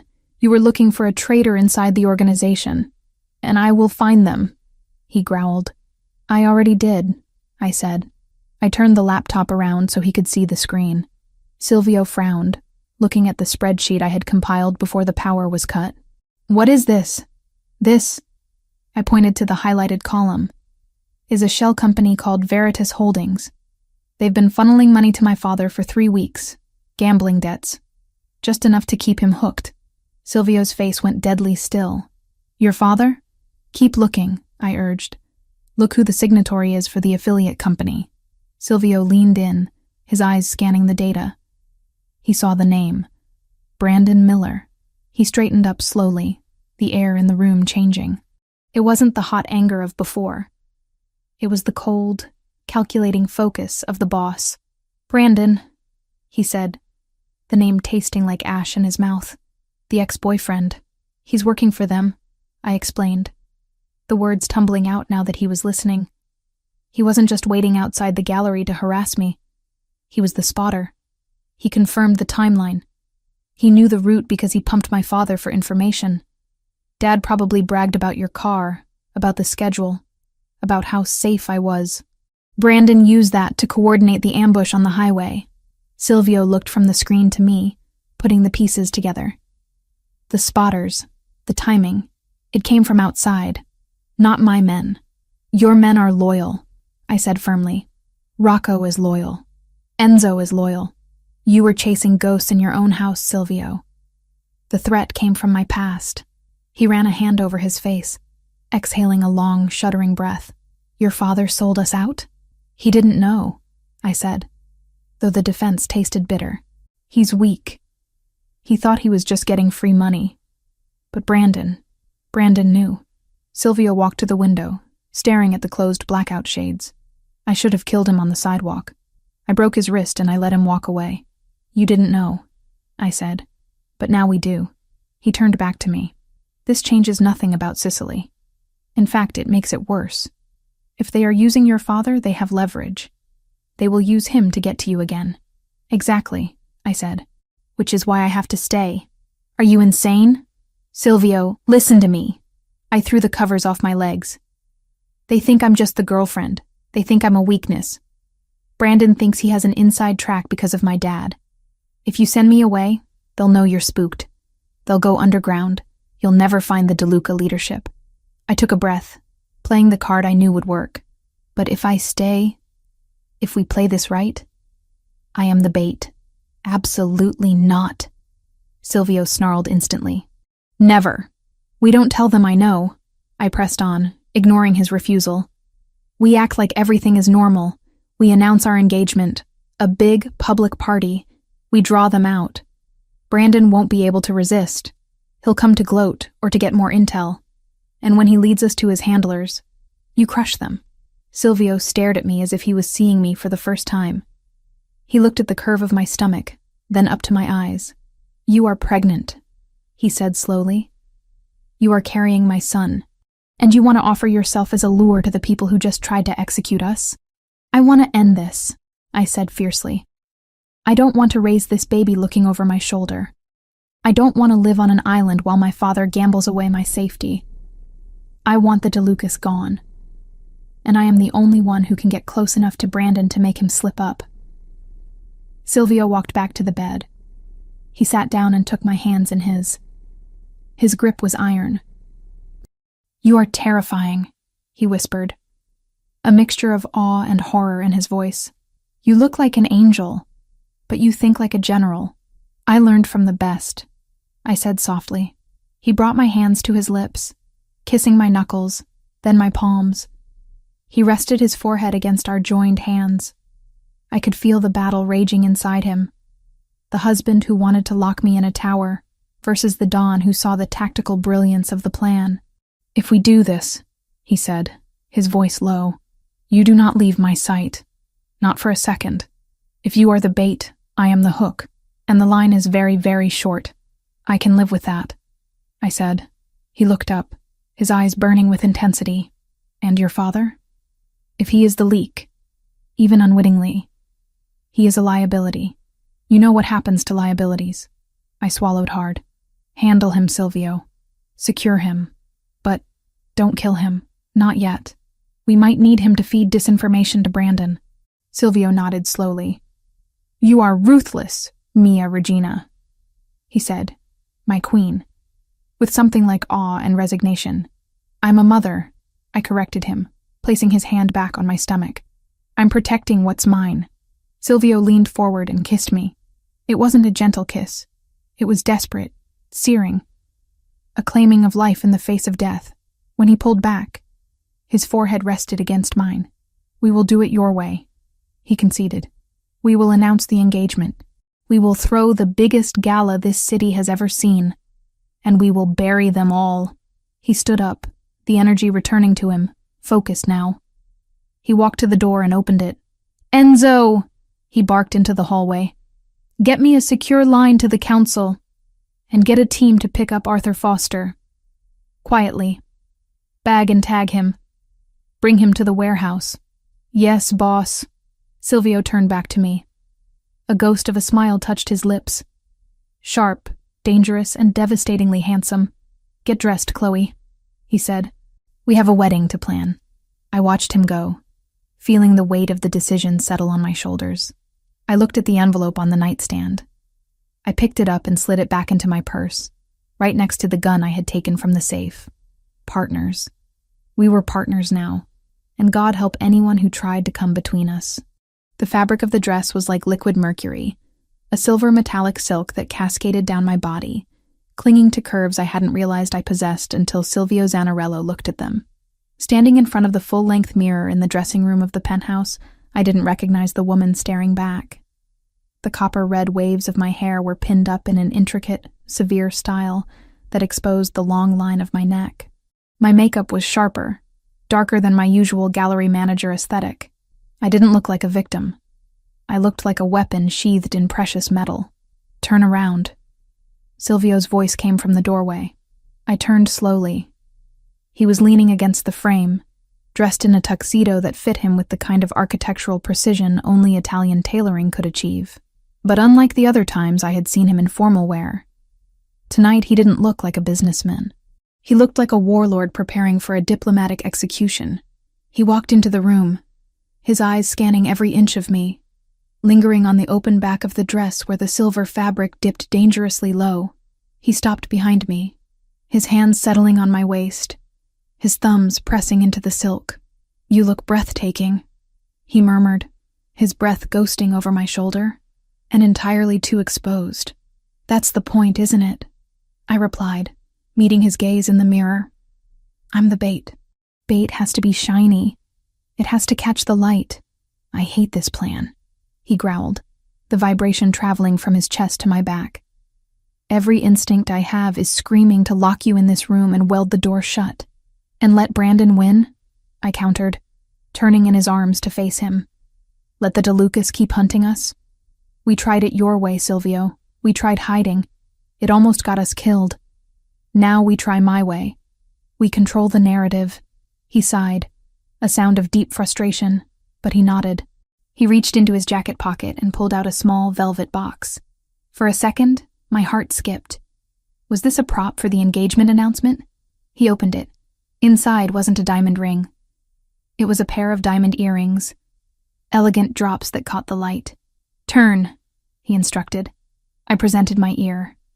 As he fastened the earring, I felt a tiny, cold weight settle against my lobe. The left one contains a high-frequency transmitter. He explained quietly. It bypasses the standard jamming frequencies used at these events. If you tap it twice, my team breaches the perimeter and extracts you. Lethal force authorized. No questions asked.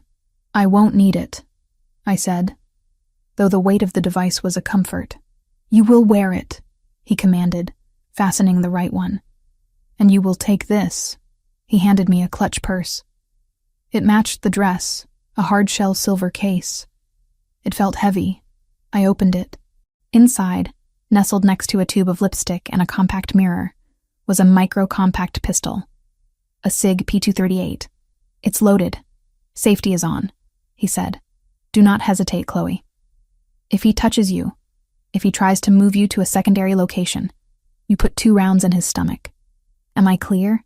Crystal, I whispered, snapping the purse shut. And the tracker? I held up my left hand. On my finger was a massive diamond ring, a prop from his family vault, flashy enough to be seen from space. But tucked into the palm of my hand was a small adhesive disc, no larger than a dime. Ready to plant, I said. Silvio took my hand, kissing the knuckles' white-knuckled grip. Let's go get engaged. The drive to the Rossi estate was silent. The rain had finally stopped, leaving the city slick and glistening. The Rossi family, Switzerland in our local war, was hosting the gala. It was neutral ground, which meant weapons were supposedly banned, but everyone knew the real power players brought their own security. As we pulled up to the grand entrance, flashbulbs erupted like a strobe light storm. The press was here in force, tipped off about a major announcement from the Zanarello family. Stay close, Silvio murmured as the door opened. We stepped out onto the red carpet. The noise was deafening. Reporters shouting questions, cameras clicking. I plastered a radiant smile on my face, leaning into Silvio as if I were drunk on love rather than adrenaline. He slipped his arm around my waist, his grip firm, guiding me through the gauntlet. Inside, the ballroom was a sea of black ties and designer gowns. The air smelled of expensive perfume, champagne, and treachery. I scanned the room immediately, my eyes bypassing the politicians and socialites, hunting for the predator. Do you see him? Silvio asked, his voice low, his lips barely moving near my ear. Not yet, I replied, taking a glass of champagne from a passing tray, a prop I wouldn't drink. Your father is at the bar, Silvio noted, his tone cooling. 10 o'clock. I looked. Arthur Foster was there, nursing a tumbler of scotch. He looked terrible. His suit was ill-fitting, and he was sweating despite the cool air conditioning. He kept glancing around the room, his eyes darting nervously. He looked like a man waiting for the executioner. He looks scared, I said, feeling a pang of pity mixed with the anger. He should be. Silvio replied ruthlessly. He's swimming with sharks and he's bleeding. We circulated the room, the happy couple. We accepted congratulations, shook hands, played the part. Every interaction was a calculation. I laughed at jokes I didn't hear, my mind focused entirely on the hunt. Then, I saw him. Brandon was standing near a pillar on the far side of the room, near the terrace doors. He was watching us. He held a drink, his posture relaxed, arrogant. He looked nothing like the weeping coward Silvio had broken on the sidewalk days ago. He looked confident. Funded. Target acquired, I whispered. 3 o'clock, by the terrace. Silvio stiffened. I see him. Stay here, I said. I need to do this alone. If you're hovering, he won't make a move. Chloe. Trust me.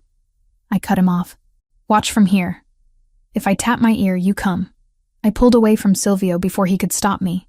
I could feel his gaze burning into my back as I wove through the crowd, heading toward the ladies' room. A path that would take me directly past Brandon. I slowed my pace as I neared him, letting my gaze drift over the crowd until it accidentally landed on him. I widened my eyes in feigned surprise, then fear. I hesitated, acting like I was considering turning back. Brandon pushed off the pillar and intercepted me. Chloe, he said, his voice smooth, oily. You clean up nice. Better than the wet rat look from the other night. Brandon, I said, pitching my voice to sound tremulous. Please, Silvio is watching. If he sees you, let him watch. Brandon sneered, glancing over my shoulder. He can't touch me here. Rossi's rules. Neutral ground. Besides, he looks busy. I glanced back. Silvio was being cornered by a senator, though I knew his attention was entirely on us. What do you want? I asked, clutching my purse tighter. Why are you here? I'm moving up in the world, Chloe, he said, taking a step closer, invading my personal space. He smelled of scotch and mint. Got some new backers. People who appreciate talent. Unlike you. You're delusional, I said. You're playing a game you don't understand. Oh, I understand it fine. He laughed softly. I understand that your husband has a big target on his back. And I understand that you're the bullseye. He reached out, his hand brushing my bare arm. It took everything in me not to recoil. Still single? He mocked, repeating the phrase from that night. Or are you going to tell me this engagement is real? I know you, Chloe. You don't love him. You love safety. You're just a gold digger looking for the biggest vault. I love him, I said, stepping closer to him, closing the distance. And he protects me. Something you never did. Brandon's face twisted with anger. He grabbed my upper arm, gentler than before, mindful of the crowd, but possessive. He can't protect you from what's coming. You picked the losing side, babe. Let go of me. I hissed, feigning a struggle. I pulled my arm back sharply, stumbling slightly in my heels. As I regained my balance, I reached out as if to steady myself, my hand landing flat against the lapel of his tuxedo jacket. Don't touch me again, I said, pushing him away.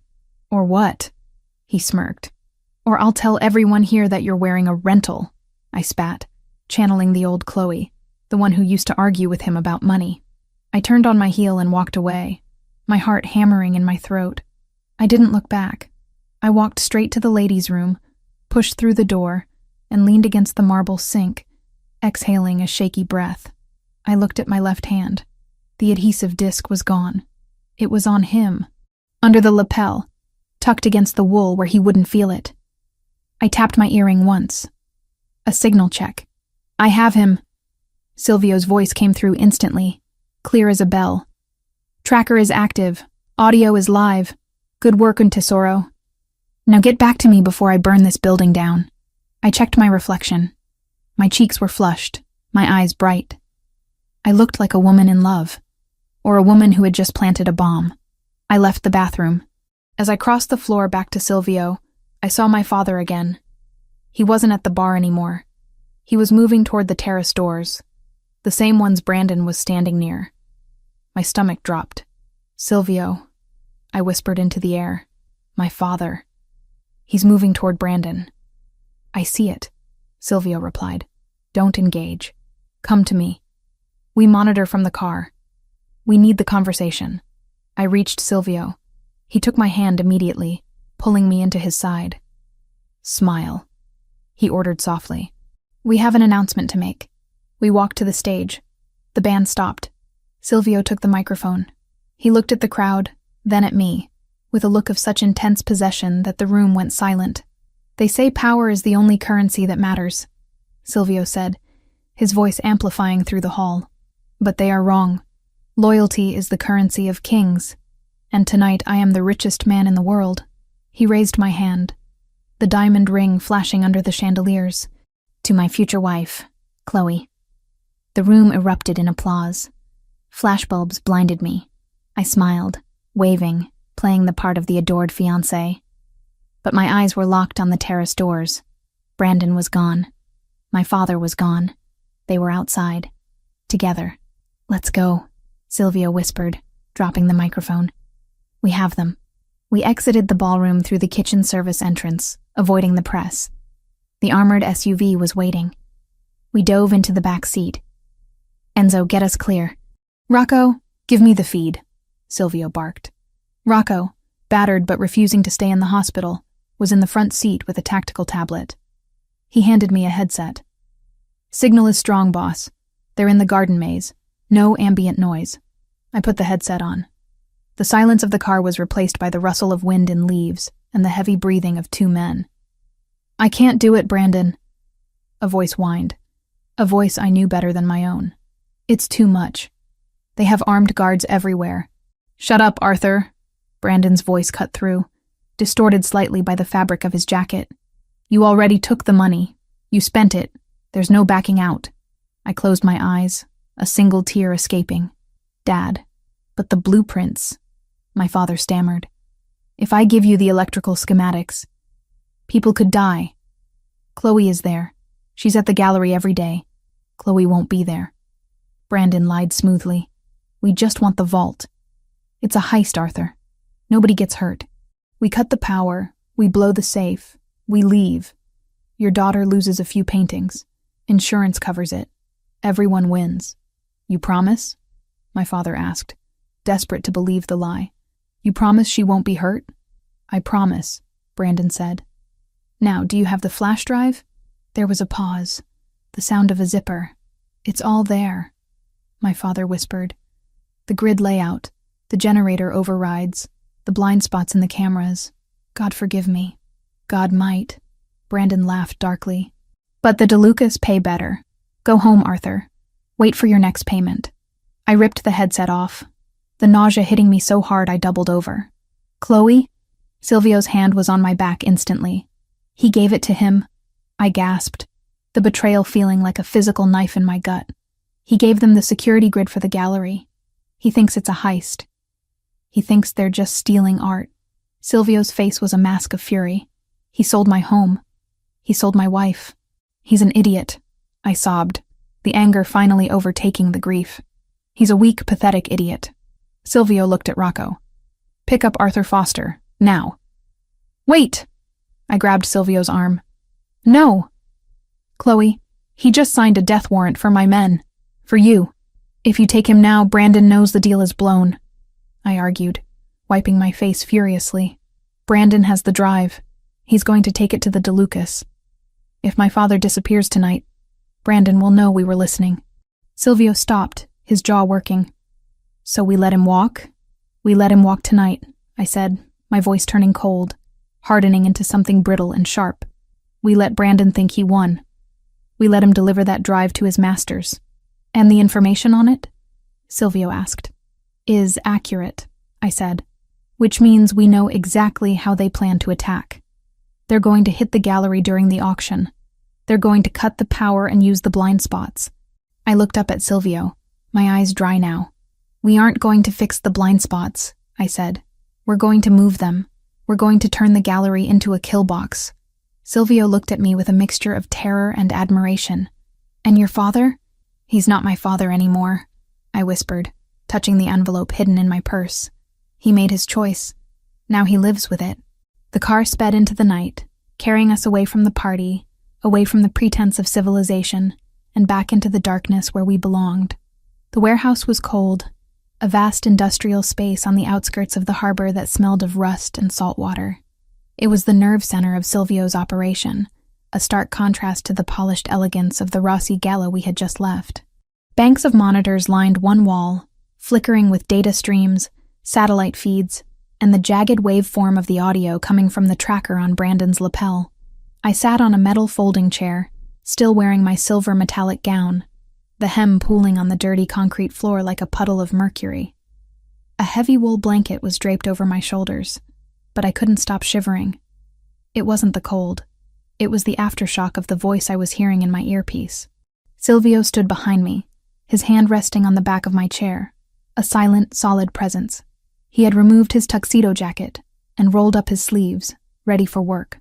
Rocco was at the main console, typing furiously with his uninjured hand, his face grim. "Audio is clear," Rocco announced.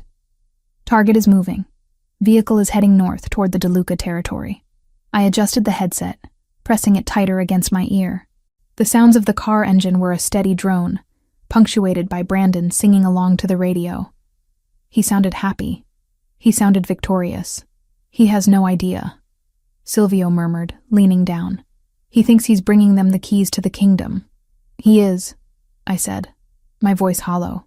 Just not the keys, he thinks. The audio shifted. The car slowed, turn signals clicking. A heavy gate opening. Voices. I'm here to see Giancarlo, Brandon's voice said, dripping with self-importance. I have the package. Step out of the vehicle, a rough voice commanded. Hands where I can see them. I flinched. Silvio's hand tightened on the chair. Relax, Brandon said. I'm on the payroll. Ask your boss. The girl's father delivered. I closed my eyes, hearing him say it. The girl's father, detached, transactional, made the bile rise in my throat again. My father wasn't a person to them. I wasn't a person. We were assets and liabilities. We have confirmation, Rocco said. He's entering the DeLuca compound in the Bronx. That confirms the alliance. We have enough, Silvio said, straightening up. We take them down. I'll mobilize the hit squads. No, I said, pulling the headset off and letting it drop around my neck. Not yet. Silvio walked around the chair to face me. Chloe, we have the location. We have the proof. We can end this tonight. If you attack the compound now, it's a siege, I argued, my mind racing through the scenarios. They'll be dug in. You'll lose men. And Brandon, in the chaos, he might slip away, or they might realize the drive is a trap and destroy it before they use it. So what do you propose? Silvio asked, crossing his arms. Let them plan the attack, I said, standing up. The silver dress shimmered under the harsh halogen lights. Let them think they have the advantage. My father gave them the electrical schematics for the gallery. He showed them where the generator overrides are. He showed them the ventilation shafts. I walked over to the large table where a blueprint of the gallery was spread out. I traced the lines with a finger that trembled only slightly. They're going to cut the power here. I pointed to the sub-basement. Then they're going to enter through the loading dock, using the darkness. They think the cameras in the East Wing are blind because of the construction. That's what the drive says. And they are blind, Silvio noted. We turn them back on, I said. But we feed them a loop. We let them see an empty hallway while we stack a dozen men behind the walls. Silvio looked at the map, then at me. You want to invite them in? I want to trap them, I corrected. The charity auction is in 2 days. It's the perfect target. High value, lots of civilians to use as leverage. Just like Brandon threatened. They won't be able to resist. It's risky. Rocco grunted from the console. Civilians in the crossfire. We verify the guest list, Silvio said, his mind catching up to mine. We fill the room with our people. Wives, cousins, associates. No real civilians. And my father? I asked, looking at Silvio. Silvio's expression darkened. We have a team on him. He's at a motel on Route 9. Drinking. He's going to wait for his next payment. I said bitterly. He's not going anywhere. Chloe. Silvio stepped closer, taking my hands. You need to make a call on him. If we leave him in play, he is a loose end. If Brandon gets suspicious, he might torture him for more intel. Or he might just kill him to tie up the loop. I looked at the blueprint. I looked at the man I loved, who was willing to burn the world for me. And then I thought about the man who had raised me, the man who had sold my safety for a stack of gambling chips. Secure him, I said, my voice barely a whisper, but quietly. Make it look like he skipped town. A gambling debt run. And then, Silvio asked. Bring him to the basement of the safe house, I said. I want him on ice until after the auction. He doesn't get to talk to anyone. He doesn't get a phone. He sits in a room and thinks about what he did. And after? We'll decide after we survive, I said. Silvio nodded to Rocco. Execute the extraction. Standard bag and tag. No injuries if possible, but don't let him make a scene. On it, boss. Rocco picked up a radio. I turned away, walking toward the dark window of the warehouse that looked out over the black water of the harbor. I felt hollowed out. The adrenaline of the party had faded, leaving a cold ache in my chest. Silvio came up behind me, wrapping his arms around my waist, pulling my back against his chest. He rested his chin on my shoulder, careful not to crush the silver silk. You did good tonight, he whispered. You were perfect. I feel sick, I admitted. He's my dad, Silvio. He taught me how to ride a bike. He used to make me pancakes on Sundays." "I know," Silvio said, tightening his hold. "And that is why this is the hardest thing you will ever do. But he is not that man anymore. Addiction took that man away a long time ago. The man who sold us out is a stranger." I leaned my head back against him. "Is the baby okay?" "The stress, the baby is a Zanarello," Silvio said with fierce conviction. "He is tough, like his mother." He turned me around in his arms. "We are going home, to the real house. We have 24 hours to turn the gallery into a fortress. You need to sleep." "I can't sleep," I said. "You will," he promised. "I will watch over you. No one gets in, no one gets out." We left the warehouse, the cold night air biting at my exposed skin. As I climbed into the SUV, I looked back at the city skyline. Somewhere out there, Brandon was celebrating. Somewhere out there, my father was drinking himself into a stupor, thinking he had won a reprieve. They didn't know that the girl in the silver dress wasn't a victim anymore. They didn't know that I had traded my innocence for a Glock and a plan. "Enzo," Silvio said as the car started, "take us home and tell the crew to prep the gallery. We're going to war." I rested my hand on my stomach, hidden beneath the metallic fabric. "Hold on, little one," I thought. "Just a little longer. Mommy is going to clean up the mess." The car merged onto the highway, the lights blurring into streaks of red and white. I didn't look at my phone. I didn't look at the tracker app. I just watched Silvio's reflection in the window. A dark guardian in a world of glass and steel. The trap was set. Now, we just had to wait for the wolves to come to dinner. The amethyst dress was a statement of war disguised as couture. The deep, rich purple silk wrapped around my body like a second skin, the color of royalty and bruises, trailing behind me in a dramatic train that hissed softly against the polished marble floors of the Zanarello gallery. It was the night of the charity auction, the night we had advertised to the world, and specifically to Brandon, as the moment the gallery would be most vulnerable. I stood on the mezzanine overlooking the main hall, my hand resting on the velvet rope. Below me, the space was filling with people. To an untrained eye, it was the usual mix of high society donors, art collectors, and philanthropists. But I knew better. Every waiter carrying a tray of champagne was a soldier. The coat-check girl was an expert marksman. The older couple admiring the abstract sculpture near the entrance were retired intelligence operatives Silvio kept on retainer. We had emptied the guest list of anyone innocent. Tonight, the gallery was a stage, and the audience was entirely composed of wolves waiting for a pack of hyenas to breach the doors.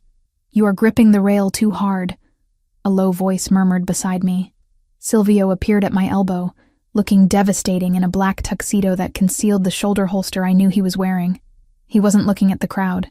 He was looking at me, his dark eyes scanning my face for cracks in the porcelain mask I had constructed. "I'm fine," I lied, loosening my grip. "Just waiting for the curtain to rise.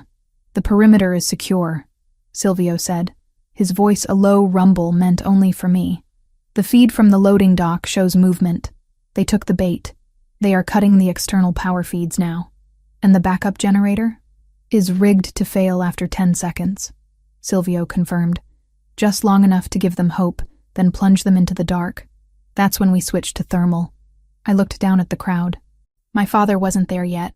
We had brought him out of the safe house for this, staged him in the manager's office downstairs with a bottle of scotch and a fake promise that he was there to supervise the transfer of funds.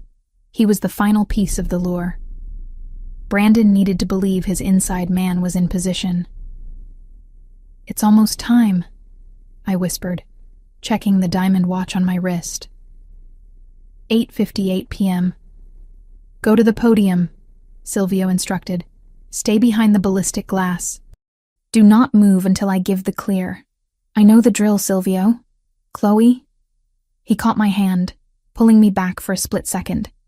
His thumb brushed over the pulse point of my wrist. "I love you. Remember that when the lights go out." "I love you too," I said, my throat tight. "Now go hunt." He melted into the shadows of the upper corridor, moving to his tactical position. I took a deep breath, smoothed the silk of my purple dress, and descended the grand staircase. As I reached the podium at the front of the room, The murmur of the crowd died down. I looked out at the sea of faces. Our people, all of them, and forced a smile. "Ladies and gentlemen," I began, my voice amplified by the microphone. "Thank you for joining us tonight. The Zanarello Gallery is proud to present." Click. The heavy thud of high-voltage breakers tripping echoed through the building. The crystal chandeliers flickered and died. The room plunged into absolute darkness.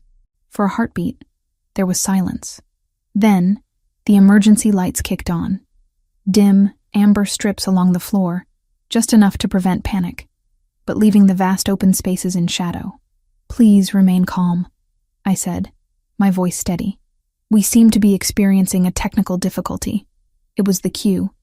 In my earpiece, Rocco's voice crackled. "Breach at the loading dock. 12 hostiles. They're moving toward the East Wing hallway." The trap was sprung. I stood frozen behind the bulletproof lectern, gripping the sides. I couldn't see the East Wing from here, but I could imagine it. Brandon and the DeLuca strike team were moving through what they thought was a blind spot. They were expecting empty corridors and disabled cameras. Instead, they were walking into a kill box. I heard the first muffled shots, suppressed fire, like heavy coughs in the distance. The guests in the main hall didn't scream. They moved with synchronized precision, drawing weapons from purses and jackets, forming a defensive perimeter around the exits. "East Wing clear," Rocco reported, his voice grim. 6 hostiles down. The rest are falling back toward the main hall. They're realizing it's a setup. "Flush them out," Silvio's voice cut in. "Drive them into the light." The double doors at the back of the gallery burst open. It wasn't the tactical team I expected. It was Brandon. He stumbled into the room, his expensive suit disheveled, his eyes wild with panic. He was dragging someone with him, a man who looked small and broken in his grip. My father. Brandon had a gun pressed to my father's temple. He looked around the room, expecting to see terrified civilians he could cow into submission. Instead, he saw 50 guns pointed directly at his chest. The silence that fell over the room was heavier than the darkness. "Back off!" Brandon screamed, his voice cracking. He dragged my father toward the center of the room, using him as a shield. "I'll kill him. I swear to God, I'll paint the walls with him." Arthur Foster was weeping, his legs dragging on the floor. He looked up, his eyes searching the room until they found me standing on the stage, bathed in the faint glow of the emergency exit sign. "Chloe," he sobbed. "Chloe, help me. He's crazy." I didn't move. I stood like a statue in my amethyst gown, watching the man who had given me life being held by the man who had tried to destroy it. Silvio stepped out from the shadows near the staircase. He held a pistol at his side, relaxed, terrifyingly calm. "It's over, Brandon," Silvio said, his voice echoing in the cavernous space. "Look around you. There is no escape. The DeLucas aren't coming to save you. They're already dead in the hallway." Brandon whipped his head around, seeing the bodies of his backup being dragged away by Silvio's men in the background. The realization hit him. He had been played. The blueprints, the blind spots, the heist. It was all a lie. Brandon stared at me, hatred contorting his face. "You set me up. You bitch. You set me up." "I protected my family," I said, my voice amplified by the microphone, booming through the hall. "Something you know nothing about." "I have your father!" Brandon shrieked, jamming the gun harder into Arthur's skull. Arthur whimpered, a pathetic sound. "You care about this old drunk, don't you? You paid his debts. You covered for him. Let me walk out of here or he dies." I looked at my father. I looked at the man who had taken Brandon's money, who had handed over the schematics of my home, who had sold my safety for a few more weeks at the blackjack table. I felt a strange, cold clarity settle over me. The grief I had felt in the car was gone. The anger was gone. There was only a hollow space where a daughter's love used to be. I stepped out from behind the ballistic glass. "Chloe, stay back," Silvio ordered sharply, raising his weapon. I ignored him. I walked to the edge of the stage, looking down at Brandon and my father. "You think that's leverage?" I asked Brandon, my voice steady. "You think holding him gives you power over me?" "I know it does," Brandon yelled, sweating profusely. You're weak, Chloe. You always were. You can't let him die. I looked Arthur Foster in the eye. I saw the fear there. Yes. But I also saw the recognition. He knew what he had done. He knew in that moment that he had spent the last of his credit. He sold me, I said to Brandon, my voice ringing clear. He sold the maps to this building. He sold the lives of my husband and my unborn child. He traded me for a stack of chips. Brandon blinked, confused by my tone. He's your father. He was my father, I corrected. Now, he's just a stranger who owes a debt he can't pay. I took another step forward, the purple silk rippling around my legs. You want to shoot him, Brandon? I asked softly. Go ahead. You can't kill a man who is already dead inside. The room gasped, a collective intake of breath from the hardened soldiers and killers assembled there. Even Silvio looked at me with wide, shocked eyes. Arthur let out a wail of despair. Chloe, no! I'm sorry. I didn't know. You knew, I said coldly. You just didn't care. Brandon hesitated. He had expected tears. He had expected begging. He had expected me to trade Silvio's life for Arthur's. He didn't know how to handle a woman who had cut the cord. In that split second of hesitation, Brandon's gun drifted a fraction of an inch away from Arthur's head as he stared at me in horror.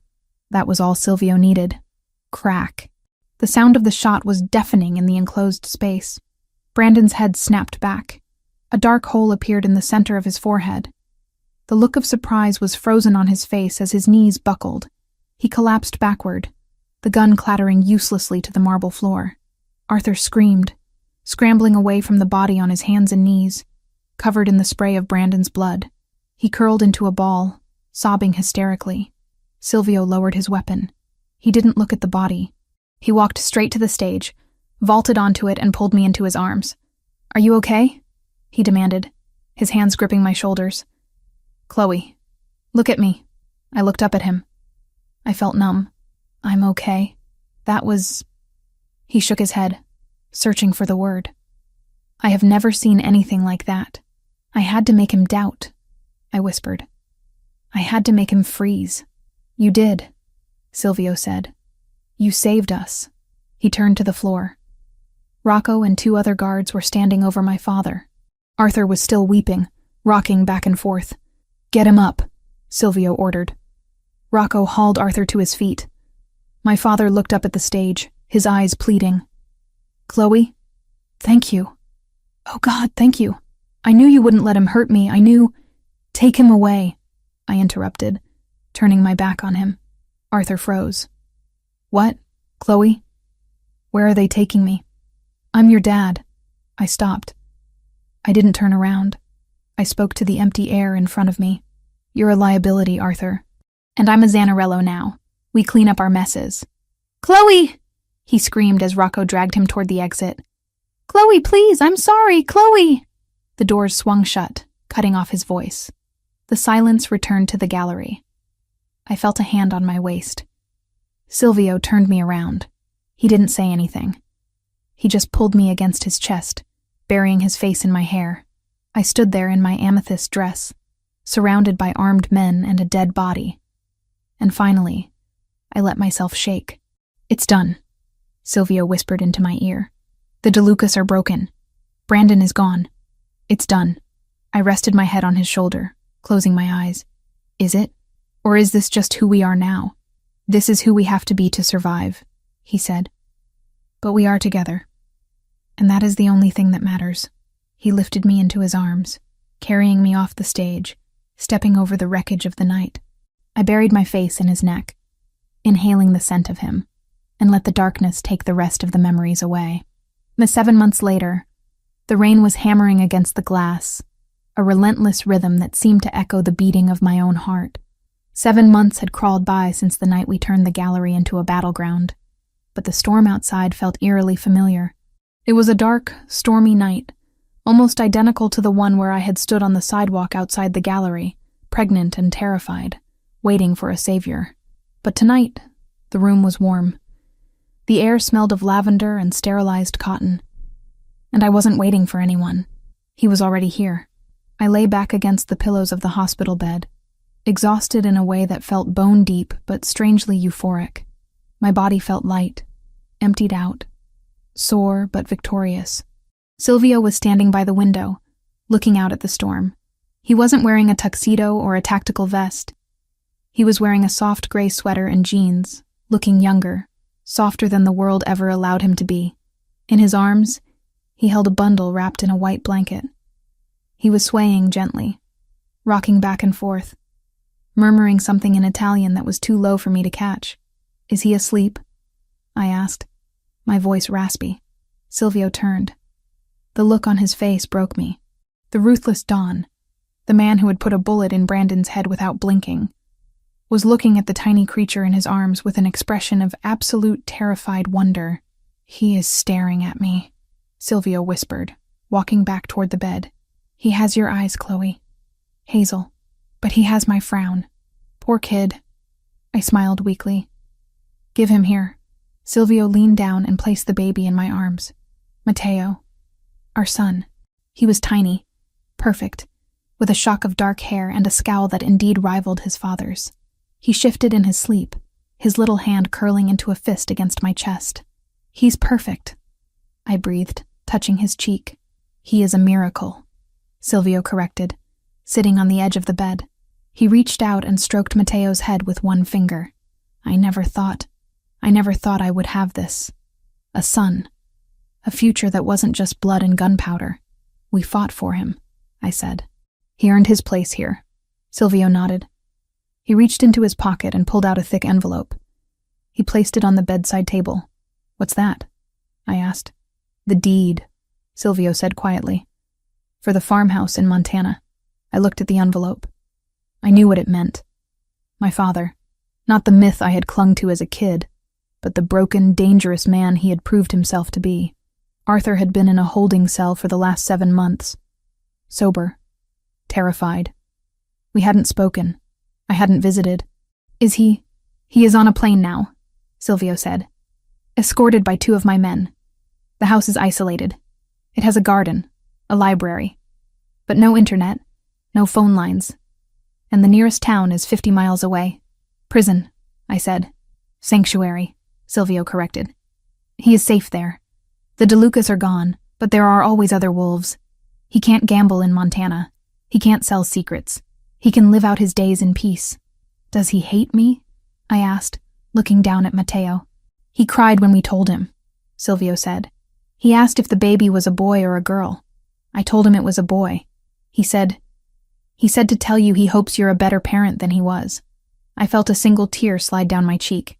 "That's a low bar." "You have already cleared it," Silvio said, wiping the tear away with his thumb.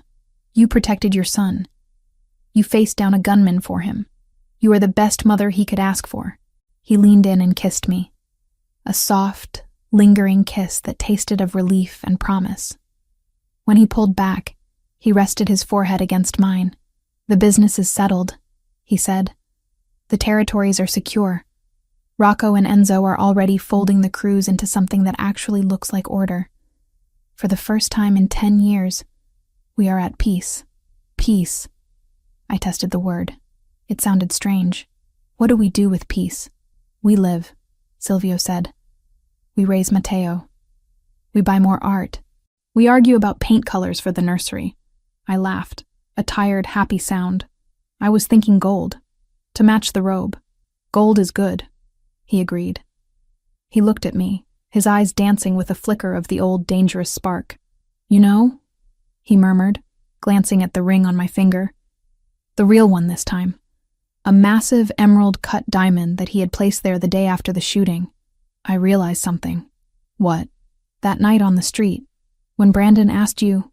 I smiled, remembering the fear, the rain, and the way Silvio had emerged from the car like a dark god. "If I was still single?" I finished. "Yes." He kissed my temple, then kissed Matteo's head. "I never let you answer him properly." I looked at my husband. I looked at our son. I looked at the rain falling harmlessly against the window, unable to touch us in our warm, secure tower. "I think the answer was pretty clear," I whispered, leaning into his touch. "I was never single, Silvio. Even before we met, I was just waiting for you to come and claim me. And I did, he said, wrapping his arms around both of us. And I always will. Outside, the storm raged on. But inside, in the quiet circle of our family, the silence was finally, perfectly enough. The end.